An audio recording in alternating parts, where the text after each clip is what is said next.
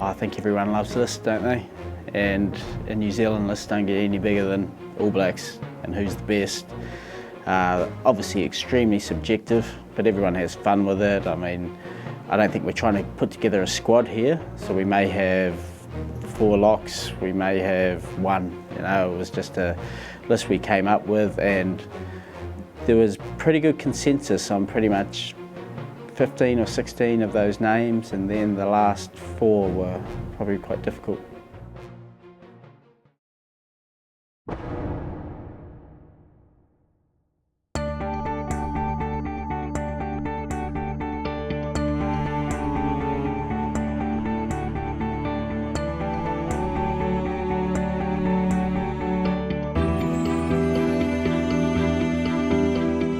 Deji Williams, yeah, I mean his All Black legacy was outstanding, you know, tries scored and points scored and that sort of thing. He was picked early, and it was possibly also the peak of his career. I mean, what he did in South Africa in '70, that was a groundbreaking tour in a number of ways, and very difficult for a young Samoan kid as well, who was playing as a honorary white.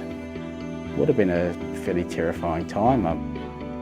And to do as well as he did then, under those circumstances, when there were obviously other things going on in his mind, just shows you what an incredibly gifted athlete he was. It was fairly revolutionary, you know, he was chipping and chasing and beating players with these massive sidesteps and scoring tries at will. I used to remember Dad always talking about BG as, you know, the sort of guy that could turn a match. He was, in some ways, he's one of the first sort of television superstars, I guess.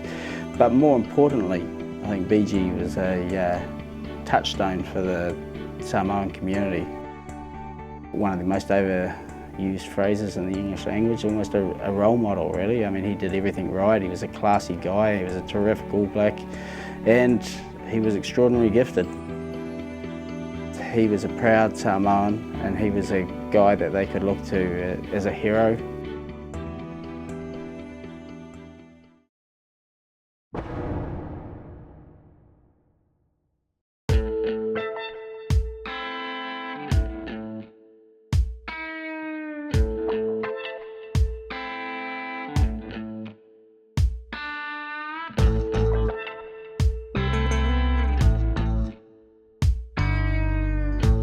Kirk Patrick came into the All Blacks, it was in 1967, and those were the days when you could still make the All Blacks playing for a relatively minor union, and they didn't come much more minor than Poverty Bay. He was a naturally gifted athlete, big man, fast, a vigorous player. He scored one of the great All Black tries against the Lions in 1971 from halfway, coming out of a ruck, and if you watch film of that, he brushes off some pretty decent tacklers. He was able to run at considerable pace for a guy of his size and the position that he played. And he was a magnificent sight when he was in full flight. He became basically the heir apparent to Cal Tremaine. And by the time that Tremaine was easing away from the All Black team about a year later, Kirk Patrick was the obvious man to come in and take his place. And from then through until 1977, he was basically never present. He was then All Black captain 1972-3, which was a dreadful tour in retrospect. He had a very difficult experience in 1974 when the All Black selectors decided to dump him as captain for the tour to Australia to be replaced by Andy Leslie, but no one bothered to tell him. You think back on that now, you wonder how on earth could you not tell your captain, listen, we've decided to make a change, sorry about that. Wasn't done back then. 1977, after the Lions tour, and that series had been won, the team was being named to go to France later that year, and he was omitted altogether. Again, he didn't know anything about it until he was told by his brother on the Poverty Bay team bus heading home from a game. You don't advocate that every player that you choose to drop should be warned in advance. If you're a person of that stature, you would expect to be given a nod or a tap on the shoulder to say, sorry champ, we've got some bad news for you. But Kirk Patrick's legacy will always be of an outstanding athlete. He scored 16 tries in 39 test matches which was the New Zealand record, let alone for a forward. It was the New Zealand try-scoring record until Stu Wilson beat it in 1983. So he was a genuine All Black great.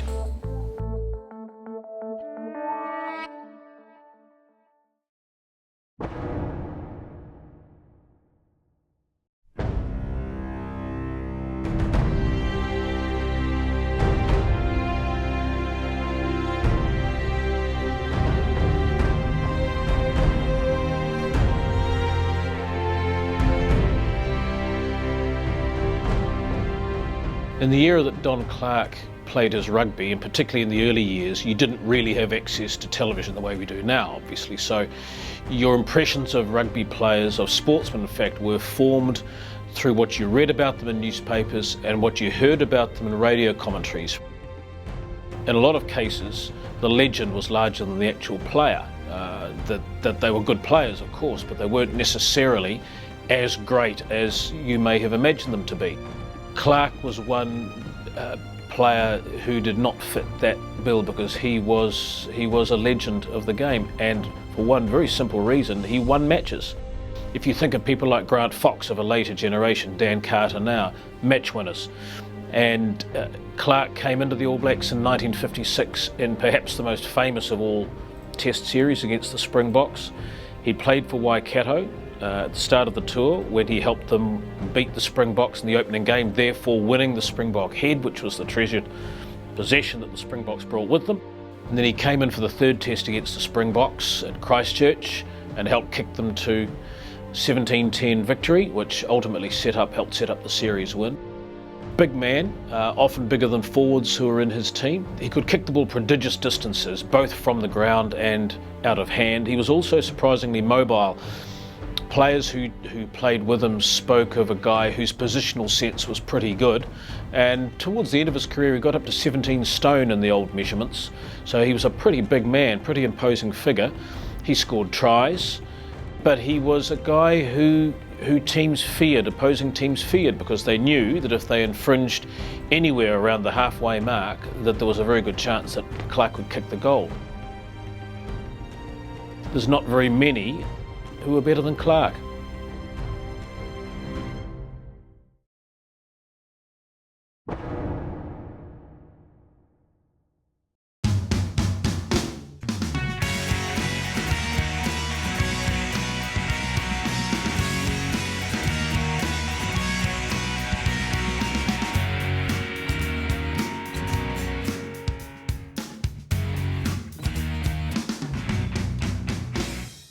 If you talk to people about centres, people who know a bit about the role, he would be regarded as a prince of centres. He was a different type of centre from, say, Frank Bunce. Robertson was more of a silky runner. He glided. And the thing that is always remembered about Bruce Robertson was his ability to move his wings into try-scoring positions. He had the ability to find space, to create space. He was definitely one of the biggest attacking weapons that the All Blacks had through his career. But he was also a great contrast to the chap who played at second five inside him, Bill Osborne, who was a little bit more of your Frank Bunce type of player, physical type of guy. Robertson was never known as somebody who was a tough tackling centre who would knock over his opposing man, and while he could defend, his forte was attack and what he could do with the ball in his hands. He played in long tours, so he played a 1972-3 where they played about 30 odd games. Went to South Africa in 1976, another long tour. So he had longevity, that was one of his things. He also came from counties, Pukekohe man, and but nobody ever doubted that he was worth his place in the team. And he's probably also one of these players whose value within the team was best appreciated by those around him. It's a little bit easier, the positional bearings are a little bit easier a wee bit closer in. So it's a very difficult position to master, and Robertson, from the time he came into the All Blacks in 1972, was just that. He was a master, and he played over 100 games for the All Blacks, and there's very few people who would lay claim to that. And that is probably proof of how important he was to the All Blacks for basically a decade.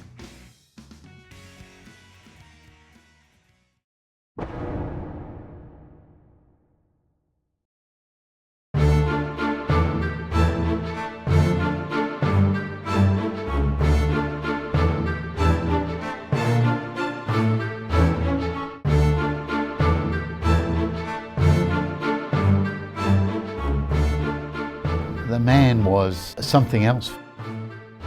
Here was the blood and guts man that New Zealand loved, who had no sideways angles, it seemed, to his play. It was just straight ahead, powering over people. He was the massive force at the back of the All Black scrum. He had a pain threshold that I have never seen in any other player. He took pain for the team and said, that's what I do in rugby, this is my job. I've never seen anyone who's so focused on what he should do for the team. Personal glory was not something that Buck felt or wanted. He loved playing the game, he loved playing for New Zealand, he loved playing for the All Blacks. He loved the haka, but he didn't like the way it was done. So he said, if we're going to do this thing, if we're going to have something that Maori can be proud of and New Zealand can be proud of, let's do it, but let's do it properly. And said, righto boys, let's sharpen this up. And he did, and I think very quickly New Zealand embraced it, didn't they?